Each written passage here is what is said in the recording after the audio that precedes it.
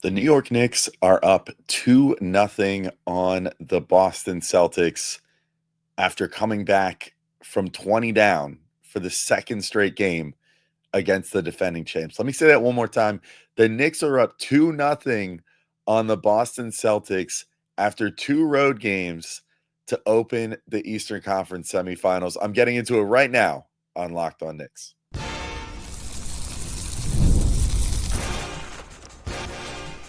You are Locked On Knicks, your daily New York Knicks podcast, part of the Locked On Podcast Network. Your team every day. All right, welcome in to Locked On Knicks, your daily New York Knicks podcast. I'm Alex Wolf. I'm editor-in-chief of Knicks site The Strickland, which you can find at thestrick.land. And today's show is brought to you by Game Time. Download the Game Time app, create an account, and use code LOCKEDONNBA for $20 off your first purchase. And today's show, boy, oh boy, we're talking about the Knicks up 2-0 over the Boston Celtics. Unbelievable. I cannot believe that this is where we are at. I'm going to open the show. I'll throw it to myself 2 hours ago when I first got home from, actually, I guess 2+ hours ago now, when I first got home from watching this game. I went out with some friends from the Strickland tonight, watched it, and I wanted to just kind of capture the pure emotion of it all before I went back and wrote down notes, reviewed it all, and got into the nitty-gritty of this game. Then we're going to talk through how this all happened. The Knicks down 20+ points again to the Boston Celtics. Only 20 this time, 20 even, but still managed to come back against the defending champs in the second half and pull out a last-second victory in this one. Absolutely thrilling stuff. So I'm going to get into how all that happened. Great performances by Mikal Bridges, Josh Hart, Mitchell Robinson, Karl-Anthony Towns, OG Anunoby, even though he didn't light it up on the stat sheet, just making his impact felt all over this game. So much to talk about. But first, I want to thank you all for making Locked On Knicks your first listen today and every day, whether you're checking us out on your favorite podcast platform or taking in the sights and sounds on YouTube. We appreciate you making us part of your daily routine. Make sure you hit the auto download function on your favorite podcast app or the notification bell on YouTube so you never miss an episode. And normally I do this when I'm throwing it to a guest, but without further ado, let's throw it to me like 2.5 hours ago when I first got home. My voice was still just as fried from yelling in a bar all night, but yeah, just a little more emotional look at what this all means as a Knicks fan and how special these first couple games have been. So I decided to record this first segment sort of raw before really settling back in at home. I went out with some of my Strickland buddies tonight, watched the game, was in the city. I live in New Jersey, so like I had to like drive home and whatever. And I spent the whole time blasting New York anthems, New York hip hop anthems, whatever, my whole way home. So my ears are like half blown out, but whatever. Uh, I I'll talk more about the X's and O's of this game and what worked and didn't work, and how what the turning points were and whatever. But I feel like the first segment of this episode kind of just needs to be like speaking from the heart a little bit as a Knicks fan, right? Like, this is crazy. Like, there's been a lot of talk, like in our YouTube comments or whatever, of people being like, "Oh, you're not a real fan if like you didn't think that the Knicks were going to win this series going in." And like, I really admire anyone who can think like that. I admire people that are able to just go on faith like that, but like, my brain works on a results based system, I guess. And so seeing the Knicks just get destroyed by the Celtics, like basically the whole season. And then, of course, they played them tight in the last game of the season, but it was obvious that like Jalen Brown wasn't quite feeling himself that game, whatever, and the Knicks still end up losing. It was easy to go into the series and be like, yeah, they're, all right, well, good thing they beat the Pistons, I guess. But like, they're probably about to run into a buzzsaw. Like the Celtics are really good. They've made it like really known that like they didn't really care as much about the regular season this year and we're kind of just saving it all for the postseason, like, whatever. And yet here we are. The Knicks are up 2-0. Like, I don't even it's hard to even like know how to act right now because I'm about to turn 35 this weekend. So my first time that I really cared about the Knicks, I didn't grow up in like a Knicks household. Uh, I didn't grow up in a basketball household, period. I just kind of like gravitated towards it. But my first Knicks team that I like saw on TV and liked was like the 99 finals team. And then I didn't really know enough to like really appreciate the fact that they made the Eastern Conference Finals a couple years after that.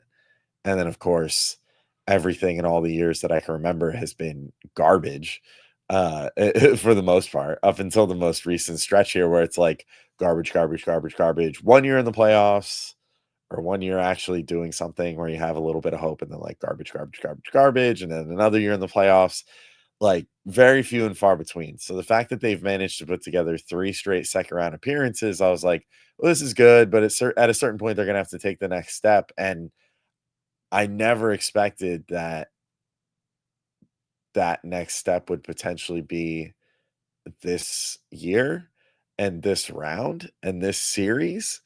And yet they've just taken the first 2 games off the defending champions who were like the Knicks were like, I don't like plus 8,000 or something to win this series going in. Like it was a big underdog bet on the Knicks to win this series coming in. And after 2 games, I now find myself saying, "Oh my god, like, could this team potentially be a finals team this year?" Like, if they make it past this series, like, all apologies to the Pacers and to the Cavs if they're able to make a comeback here, but I'm not really afraid of either of those 2 teams because I think the Knicks would have beaten the Pacers last year. I think that the Knicks would have well, they have beaten the Cavs in the past, like, and I'm not trying to count chickens before they're hatched here. Obviously, the Knicks have to finish this thing off, but it's now to the point where they don't even have to win all of their home games. They have to win 2 out of 3 of their upcoming home games in this series, and they win this series. Or they could just keep being undefeated on the road like they have in this whole playoffs. They're now 5-0 on the road, and they could just win it all in Boston if they really want to. It's crazy. You know, I again, I know it's like a little too early to get this euphoric, but it's not often that I leave from the city from I mean, look, first off, it's not all that often that I like truck my butt into the city on a game night when I know that Gavin is off and that I'm gonna have to handle an episode solo.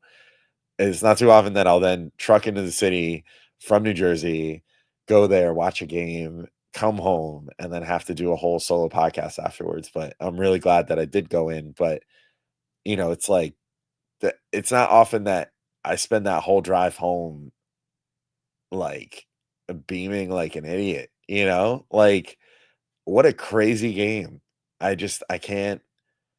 still can't wrap my head around it. I can't wrap my head around the fact that for the second straight game, the Knicks went down by 20 points and then came back and won the game and did it against a team that is, again, the defending champions and a team that, like, realistically, I think probably should have been the favorites to make it out of the East, in my opinion, until proven otherwise, and potentially could have still been the favorites to win the championship this year.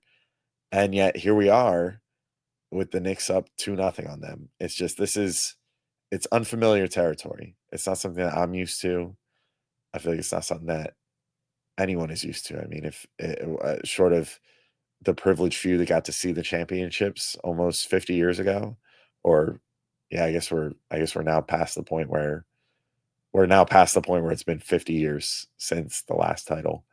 Um, or even those that were of the proper age to appreciate what happened in the 90s and the fact that this team, got on the precipice, made it to the finals at least, at least made it that far and made multiple Eastern Conference finals. Like, this is different territory. So I'm allowing myself to be happy. It's sort of like I guess it's sort of like what players always talk about after they win a big game or whatever. It's like, yeah, we could celebrate for like, it's usually after a series clinching win, but it'll be like, yeah, we celebrate for tonight, but tomorrow it's right back to it. And similar vibes for me, but it's crazy that I've spent 20 26 years of my life actively rooting for this team since 1999 and have been doing this podcast for 6.5 years now and have never gotten to feel this level of euphoric or this level of like maybe even unearned confidence before. Like it's fun. It's a good time. And God help the world if the Knicks win a championship. We're gonna be like gremlins. Don't feed us after midnight. Don't feed us into May. Because I think it's gonna be a hot Knicks summer if this thing keeps going. But yeah, I think this is my first segment. So I'm gonna call it here. I'm gonna regroup. I am supposed to do a tease to tell you what I'm gonna talk about in the next segment. I'll tell you, I'm probably gonna talk about the fact that Jalen Brunson, despite having a rough game, came up clutch for this team once again. I'm going to talk about how Mikal Bridges had a really tough first 3 quarters, but came through in the second half and specifically the fourth quarter with 14 points all in the fourth quarter. Crazy, crazy clutch performance for him in that fourth quarter where he played every minute.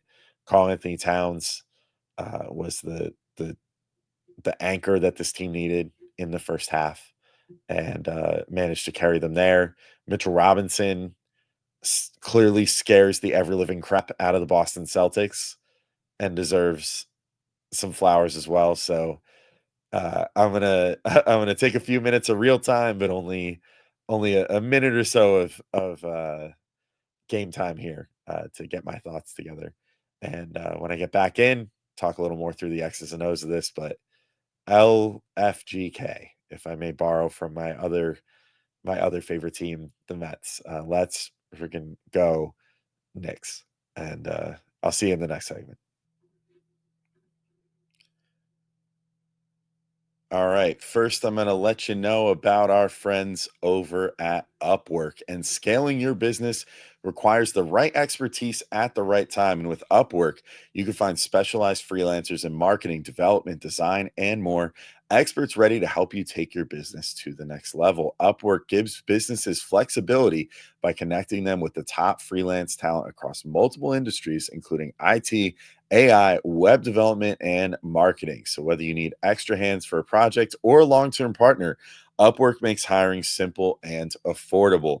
And it's great for finding the right talent. If you need help with a marketing campaign, for example, Upwork can connect you with a freelance expert who delivered incredible results for others and then can deliver those same results for you. It's great being able to look and see, just what sort of expertise someone has and then find just the right person for whatever it is you need to do. I also run a website on the side of being on this podcast, and it's incredibly useful to be able to find a freelancer that can do what you need at any given moment. Upwork is fantastic for that. So visit upwork.com right now and post your job for free. That's upwork.com,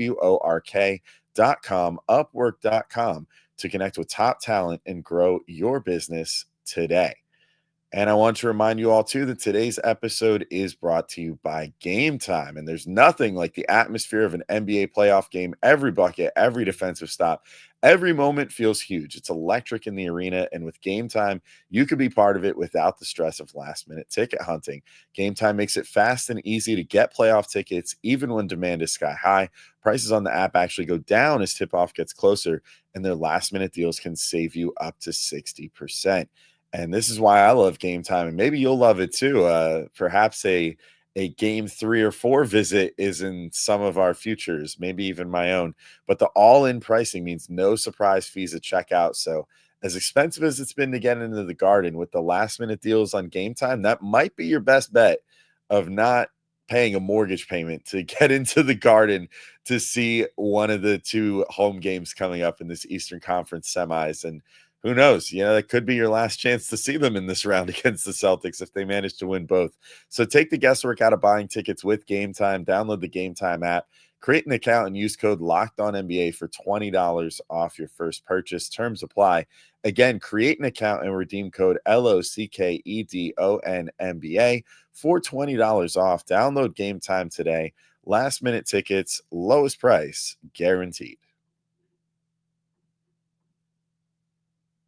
All right, so let's get into the nitty gritty of this 91-90 win for the Knicks over the Celtics. Hopefully, you all enjoyed that first segment. I got home and I was like, my whole drive home, I kept grinning like an idiot, and I kept like reflecting on like, man, it's been a heck of a journey. So it just felt like the right time to pull out that sort of open. But just X's and O's wise and performance wise, this was a fantastic game, even if you take out all of the Knicks fan angst of it all. And it's just crazy to think that the Knicks were able to do this again, to pull out a 20+ point comeback against the defending champions 2 games in a row to open a series on the road. Absolutely insane. I thought the early game process was really good for the Knicks. I thought the shots just weren't going in. It was pretty frustrating from that perspective. Like, I thought they were actually playing pretty solid defense, but the Celtics got a couple foul calls and had a couple tough makes and had things going for them. Meanwhile, the Knicks, I thought, were generating good looks. Like, other than the first possession, which I thought was kind of ugly, ended with a OG Anunoby 3 that eventually got pulled off the scoreboard because he actually still had it on his hand, but when it released, and then they reviewed it and took it off like a little bit further down in the quarter.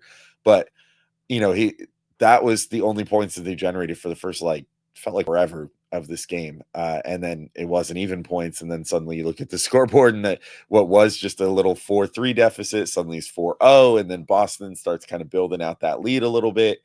It looked like it had all the trappings of a game where the Knicks were just going to get smoked. And yet they kept the defense going. They kept up the pretty good process on offense, I thought, for most of the first half. Karl-Anthony Towns stepped up huge. I'll talk about him in a minute, but I mean, he owned the second quarter and really was a big part of the Knicks being able to get back into it. But they just, like, as a team, just didn't seem to be able to get it going. Like, there's just not a lot of shots were going in, and they go down by, again, as many as 20 in the third quarter. Then inexplicably, they just or well, I should say, leading to that, inexplicably, they just started deciding to play drop again, like really aggressively. And it didn't really make too much sense to me. Maybe they were thinking like Luke Cornett was on the floor for part of that. So maybe the thought was like, oh, he's not going to, like, Cornett's not going to pop out or whatever. Like, so you could play some drop and then be ready for like Tatum or whatever. But then those guys just started pulling up and hitting threes, which is like exactly the trap that the Knicks have fallen into pretty much every time with the Celtics this year, other than these last 2 games in total. And so that started to feel a little worrisome. But then the Knicks switched back to man and switching everything rather than, just doing a drop defense. And that started working better for them again. Go figure. The thing that, worked for them in game 1 and was working for them, I would say, pretty well in game 2. They go back to down the stretch. They were down 73-53 with 3 minutes left in the third. They go on to outscore Boston 38-17 the rest of the way out. Just a crazy performance from them in terms of what they were able to do for the end of that third quarter and then the whole fourth. Once again, I mean, just stifling Boston, just making it so that they had no room to breathe. I mean, Mikal Bridges, I thought, like, for all the flaws of his first 3 quarters, which I thought that he played, again, like, good defense the whole way around, but was really terrible on offense through the first 3 quarters. Like, just didn't seem confident, wasn't getting to his spots, wasn't, doing what you would want him to do if you want him to play an ideal basketball game for Mikal Bridges. And But then fourth quarter just completely comes alive, comes through with 14 points in the fourth, positively Jalen Brunson like of him. And then who else, of course, but Brunson hits the shot to give the Knicks their first lead of the game, 87-86, just under 2 minutes left at that point. And then, even though he also had a rough offensive game, just takes over when the Knicks need it the most, gets inside for just like a crazy righty layup in transition.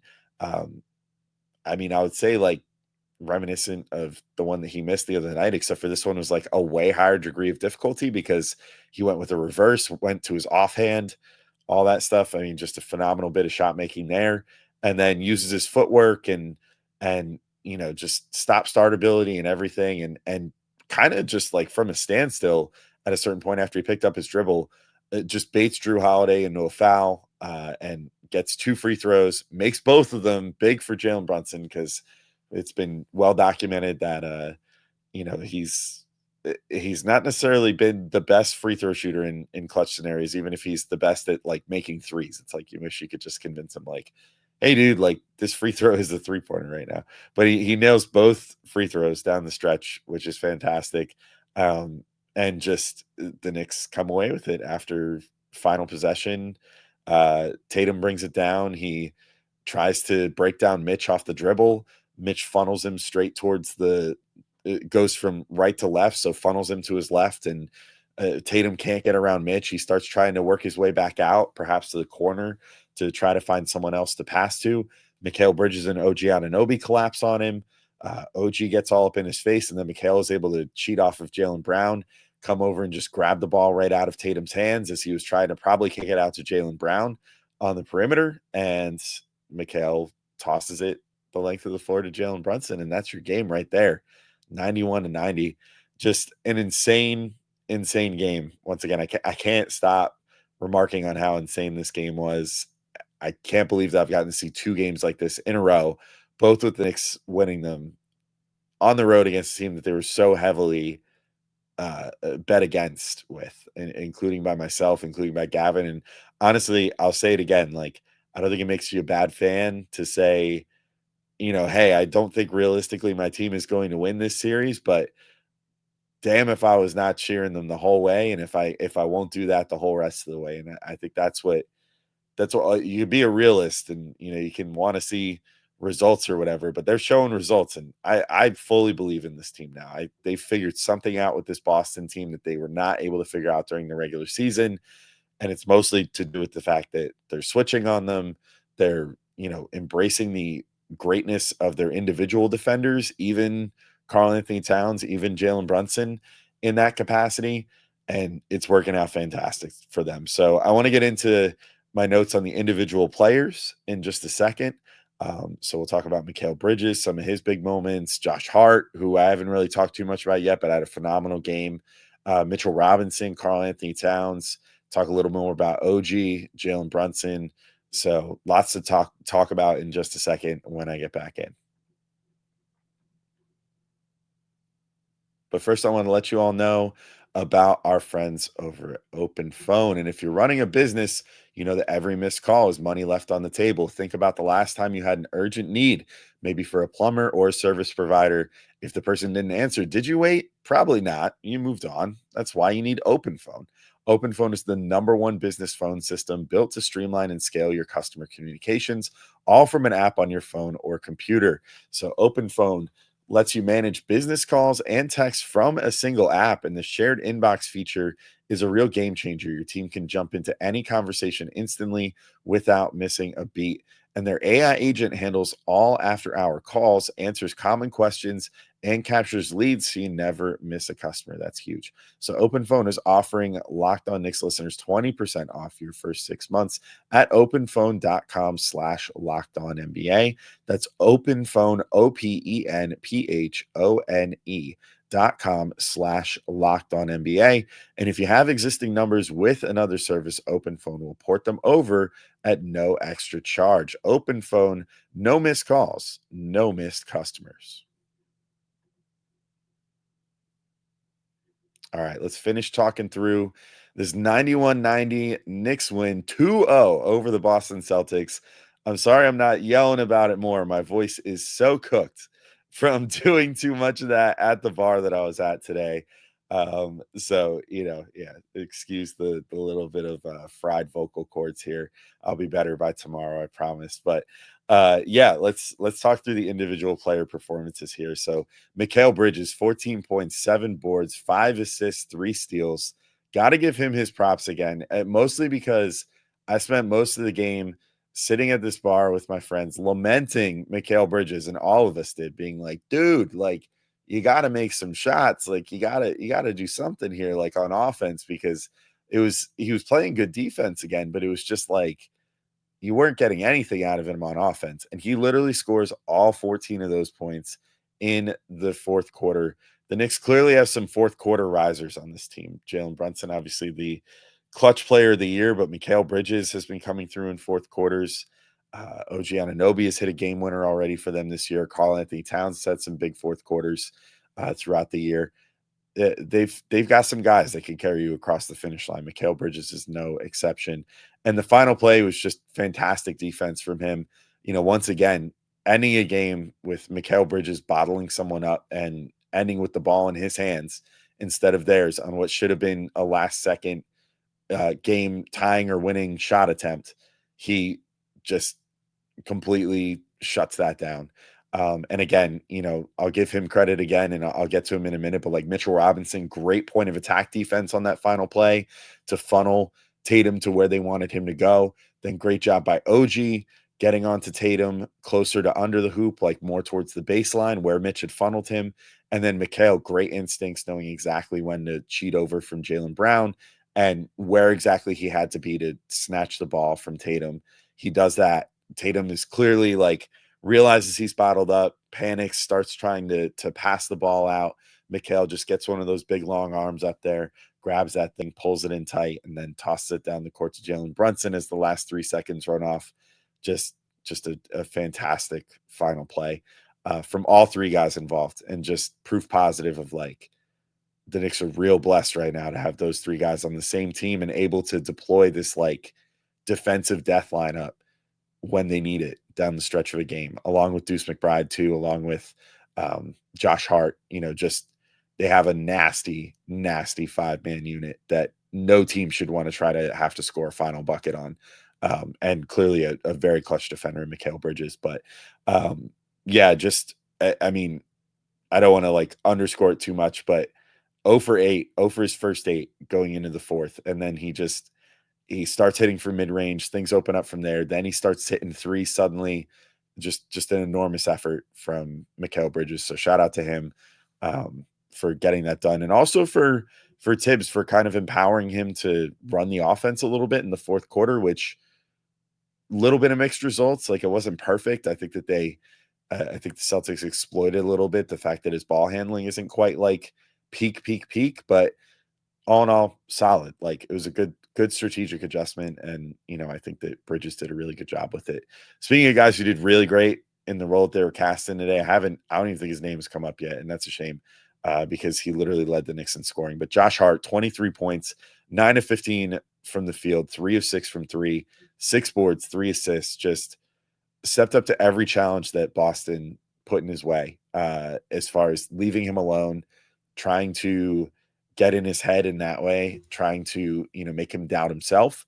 Josh clearly did a little bit early on. Like, you could tell he was a little reluctant to shoot, though he did hit a 3 in the first quarter, which was great.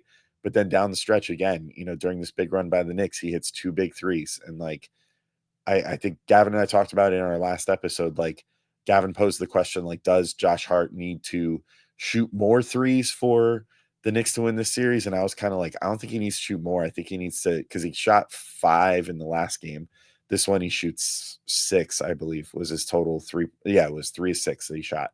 So didn't really shoot too much more or too many more in terms of 3-pointers, but made them. I think that's the main thing. Like, if he's taking that many threes per game and he can make like 3 of them, they're going to come at pretty big moments, because the Celtics are going to try to force the ball to him when they don't want to give anyone else a chance to score the basketball, and it's going to be on Hart to occasionally burn them from 3 enough that they kind of stay honest on him late in games, and then also to attack off the dribble and get his points that way too. Did so much of that in this game. really did a good job of getting inside, finishing, had some really nice cuts. Like one in particular stands out to me where he got a really nice pass from Brunson. Brunson was kind of stranded on the right side of the court, and Hart just cuts in from the left. Brunson hits him with a great pass. And then Hart goes up with a reverse layup around Luke Cornett, which is not easy. Just a fantastic look from him there. And then, finished like a crazy person around the rim, just unstoppable in that regard. But yeah, otherwise just Josh Hart things, good job of getting boards when the Knicks needed them, and flying around the perimeter, contesting shots, like kind of being almost like the free safety. Because obviously Mikal and OG are dealing with some of the tougher man assignments at points. Although he picked up Brown for a little while in this game and did fairly well on him too. But just a great job from Josh Hart all around. Um, it makes my heart happy seeing him win the Knicks playoff game like this. And I love watching him play. I love having him on the team, and confident Josh Hart is the best Josh Hart, and that was who showed up in this game, and that's who's got to show up the rest of the series if the Knicks want to close this thing out and make their first Eastern Conference Finals appearance in over 20 years. That's crazy to say. Mitchell Robinson, 6 points, 8 boards, 3 steals, and I think got to give Mitch the love he deserves here. It's a team high plus 19 in 22 minutes. I think he was the driving force in this game. I think he completely walled off the paint for the Celtics. I think we've seen through the first 2 games of this series, there's perhaps no player on the Knicks that scares the Celtics more than Mitchell Robinson. I don't think that's a hot take. I think he scares them. I think that's why they keep fouling to take him out of games. I mean, I give Tibbs a lot of credit actually for how he managed this one, but in the fourth quarter, the Celtics did that. They started fouling Mitch, and it seemed like they were about to throw Hack-a-Mitch into effect. But smartly, Tibbs knew, like, well, they're 2 fouls away from the bonus, so they fouled Mitch once, and then the Knicks inbound the ball, and then they foul Mitch again, and then Tibbs pulled Mitch and threw OG back in, and it worked. I mean, I hate to see Mitch have to get taken out by something like that, but the fact of the matter is there's only so many fouls that you can have, and there's only really 2 bigs that are really playing at a good level for the Celtics right now. Kristaps Porzingis, whatever this infection is that he has, he does not look good. He looks a step slow. He is missing easy shots that I feel like he should be making. He's not really getting into like screens with gusto. I something's off with him. He does not look good. The minutes that he was on in this game, the Mitch and Porzingis minutes where they were matched up, some of the best minutes for the Knicks in this whole game, which is crazy because you think that would be a matchup that at full strength could give Mitch fits, and I'm sure it could, but KP is not himself right now. So keep abusing that as much as you can. But in the meantime, if they want to do the Hack-a-Mitch thing, if you're going to willingly get like Luke Cornett in foul trouble, be my guest. If you want to willingly get anyone in foul trouble, be my guest on behalf of that. Certain points, I think Tibbs will roll with it and stick with Hack-a-Mitch. Other times, I think he will be reactive and take Mitch out. But, good for Mitch. Like, he even said it after the game, like, that he was like, I'm paraphrasing because I forget exactly what he said, but more or less like, oh, I'm flattered that they think I'm so good that they have to foul me to get me out of the game. It's a huge compliment because he's winning his minutes in that dominant a fashion. But yeah, I again can't stress enough, like that last play all happens because of Mitch. I think that's the greatest utility that he offers, is that he can switch on to anybody and he can contain them, and he can keep them contained on the perimeter. He can potentially block a 3. That ability has never left him, and he's definitely great at just being big, using those arms, using his body, directing a guy where he wants them to go, and then guiding them, in this case, right into the jaws of a buzzsaw, with OG and Mikal on the other side of the court, where he just got swallowed up by them. So yeah, I mean, just a phenomenal defensive game by Mitch. I mean, getting on the floor, getting steals, had a really nice one on Pritchard where he just kind of like blew up Pritchard's spot early and just like took the ball right away from him. Took one from Horford on the perimeter in the second, and that was that was like one of kind of the catalysts to uh, get the Knicks a little closer before half. Like they kind of they got it within 10 before half, which felt like a really big deal. And that was in large part to Mitch, like stepping things up on defense. So that was great. Let's move though, just in the interest of time. I got a few more players to hit. Karl-Anthony Towns, 21 points, 17 boards, a block, 9 of 16 field goals. Again, feels a little dirty to have him so low in this, but a lot of guys had good games in this game. For as crappy of a game as it was, if I'm being honest, like it's not like the Knicks shot great again or anything. Like felt kind of reminiscent to game one in that way, but lots of great individual performances in this one when it mattered. And with Cat, it's like, man, the offense in the first half was fantastic. He gets 14 of his points, 10 of his boards before halftime. I thought he really kept the Knicks afloat when everyone else was struggling to make shots early.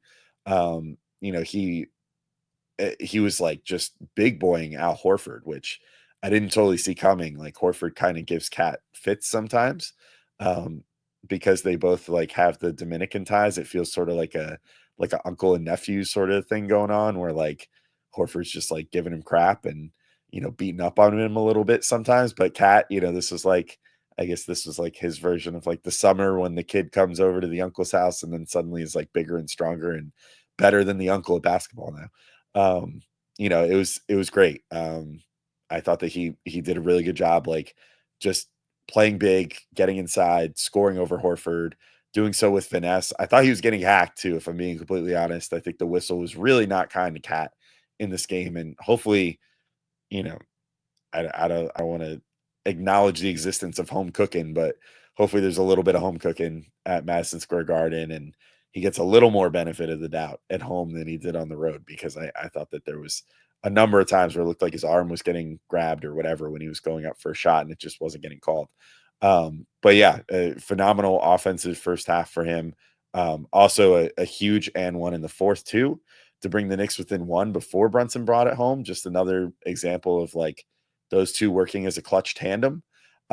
Josh Hart went up for a layup late in the game. Cat gets the putback and the foul and brings the Knicks within one before Brunson pushes them a point ahead at that point of 87 to 86. So may as well talk about Brunson now too. So 17 points, 7 assists, 6 of 19 field goals for Brunson. I'll keep it kind of brief. Like it was not his best shooting game, or certainly not his best offensive game overall, but I think he had kind of a hard time with like the Drew and Derek White matchups, but he got some pretty good looks out of the huge amount of defensive attention. Like, I think that late in the game, obviously he got what he wanted, which was the most important thing on those last few possessions when he won the game for the Knicks.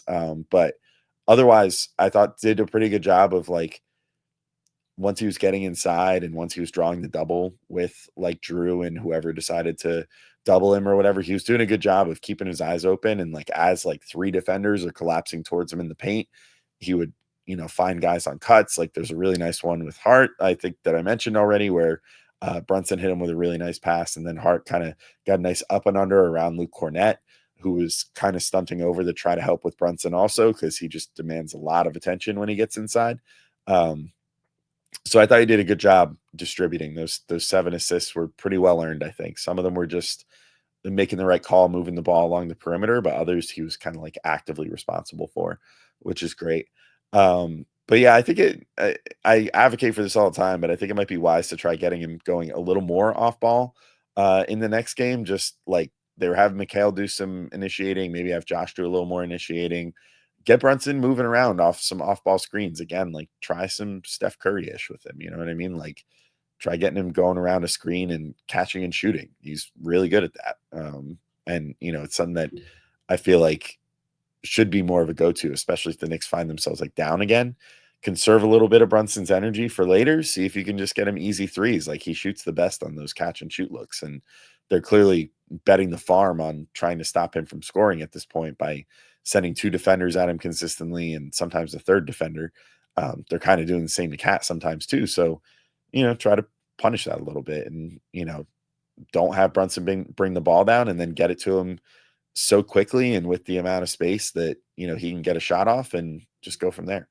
But yeah, I'll cover OG last here. 5 points, 5 boards, 1 assist, 4 steals, and a block. Like, fairly modest stat line, I guess, for OG. 5 points, 5 boards, but the 5 stocks, he deserved every one of those. He probably deserved 1 or 2 more, if I'm being honest. Like, there was a couple steals that looked like he got like the first hand on it, and then like just Bridges was the one that ended up with it in his hands and that kind of thing.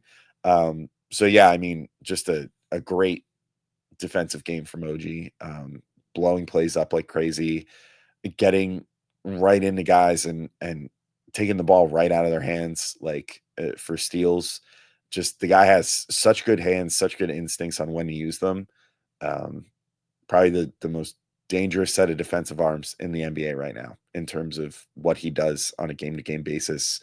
He can block you. He can reach in without hitting you and smack that ball loose, get it on the floor, and then whether it's him that comes up with it or someone else, he's just blowing plays up like crazy. He did that a lot in this game. Again, you really can't. They did do part of it, part of the run in the fourth quarter with him on the bench, but and kind of messed up his plus minus a little bit and whatever. I don't attribute too much bad to that. I think that he played a fine game. I think the shots just didn't go in this one, but like his process was good, and he'll win another game for them. I think that there will be at least one more game in this series where he goes as crazy as he did in game 1, because I still think the Celtics are kind of leaving that out there for him, and the Knicks should keep trying to make that happen. But yeah, I've probably been talking for entirely too long. I think this has turned into like a 40-minute episode of just me talking, and my voice is dead, and it's like 2 a.m. because I've been doing this forever. So I'm going to sign off for today. Thank you all for listening. We'll be back with more coverage leading into the weekend, and then, of course, cover the game on Saturday for you guys, all the rest of the games of this conference semis, and fingers crossed, maybe into the next round at this point. We got about a 85% chance of that happening now, if history is to be believed, when a team wins the first 2 games on the road. So we'll see what ends up happening. But anyway, thank you all for listening, and I will talk to you all soon. Peace out, everybody.